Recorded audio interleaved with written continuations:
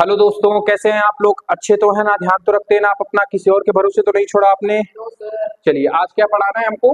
आज प्रश्नावली 11.1 का क्वेश्चन नंबर 7वां पढ़ाना है। देखो, इसमें हल्का से एक माइनर सा कॉन्सेप्ट है, उस कॉन्सेप्ट को समझेंगे, फिर इसके बाद इस क्वेश्चन को क्या करेंगे हम लोग?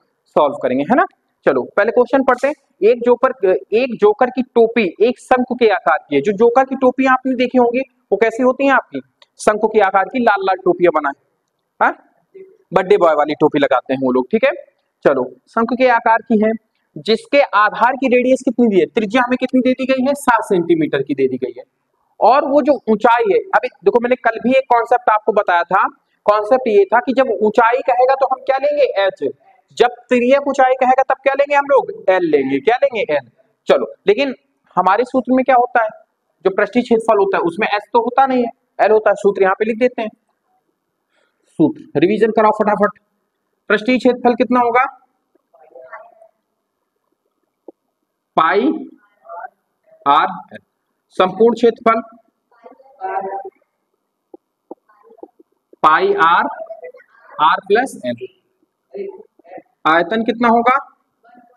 1/3 पाई आर स्क्वायर एच। तो ये सारी चीजें ना रोज आपको रिवीजन कराएंगे तो आपको अच्छे समझ में आ जाएगा, है ना? चलो, अब देखो मेरे पास ऊंचाई दी गई। अच्छा, क्वेश्चन में पूछा क्या है? क्वेश्चन में पूछ रहा है कि 10 टोपियों को बनाने के लिए आवश्यक उसका क्षेत्रफल कितना होगा। मतलब वो जो टोपियां हैं, गत्ते का क्षेत्रफल इसमें पूछा है, जो भी है गत्ते का आवश्यक गत्ते का क्षेत्रफल। गत्ते का क्षेत्रफल, ठीक है, क्योंकि गत्ते से बनती है टोपियां, है ना?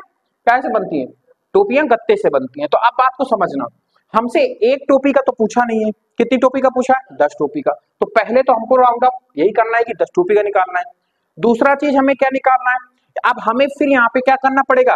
पृष्ठीय क्षेत्रफल का कुल निकालना पड़ेगा या फिर केवल पृष्ठीय क्षेत्रफल निकालना पड़ेगा? क्षेत्रफल में क्या निकालना पड़ेगा हमको? इसमें जब हम टोपी बनाते हैं तो हमें कुल क्षेत्रफल चाहिए या पृष्ठीय क्षेत्रफल चाहिए? हमें कौन सा क्षेत्रफल चाहिए? पृष्ठीय क्षेत्रफल चाहिए। क्यों पृष्ठीय क्षेत्रफल चाहिए पता है? क्योंकि टोपी केवल बाहरी आवरण की तो होती है, उसके अंदर थोड़ी ना गत्ता भरा जाता है। अंदर तो खोखली रहती है ना, खोखली रहती है कि नहीं रहती? संपूर्ण क्षेत्रफल हम वही निकालेंगे जहां पर हमसे कोई ऐसा बोलेगा कि उसके अंदर इतनी चीज, जैसे कोई शंकु के आकार का कोई बर्तन है, उसमें डाला जाता है पानी या कुछ भी ऐसी चीज भरी जाती है जो उसको पूरी तरीके से कवर्ड कर लेती है, तब हम यहाँ पे क्या निकालेंगे? संपूर्ण क्षेत्रफल निकालेंगे। लेकिन जब हम गत्ते की बात करते हैं जिससे हम टोपी बना रहे होते हैं, तो हम उसमें कौन सा, किस चीज का क्षेत्रफल निकालते हैं? पृष्ठीय क्षेत्रफल निकालते हैं। ठीक है, बात समझ में आई?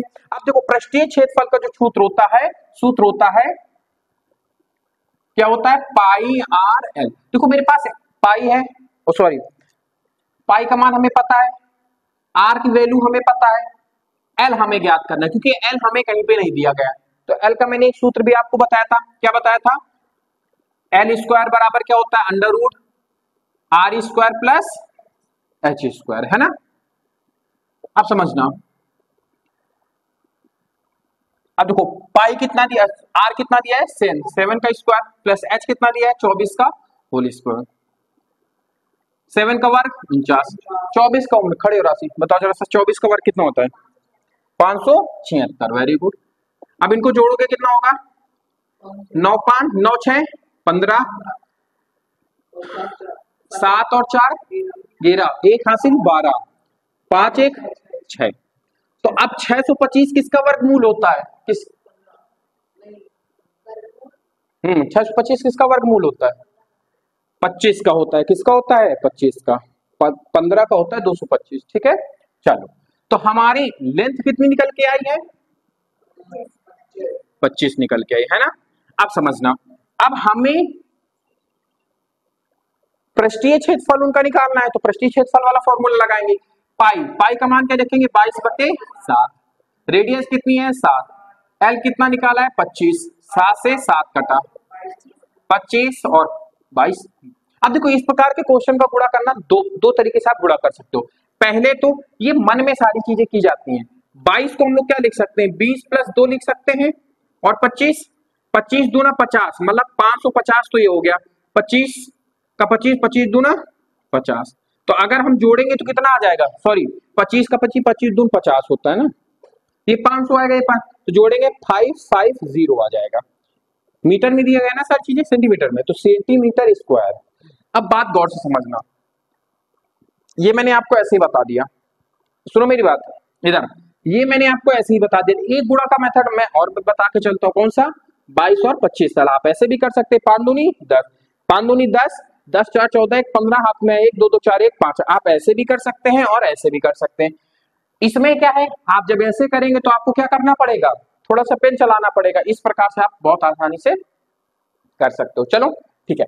अच्छा आप एक बात बताओ, ये जो 540 आया है, ये कितनी टोपियों का आया क्षेत्रफल, 550 सॉरी 550 जो आया कितनी टोपियों का आया है, एक टोपी का आया, क्योंकि ये जो डाटा हमें दिया गया था एक टोपी का, हमें क्या निकालना है 10 टोपियों का।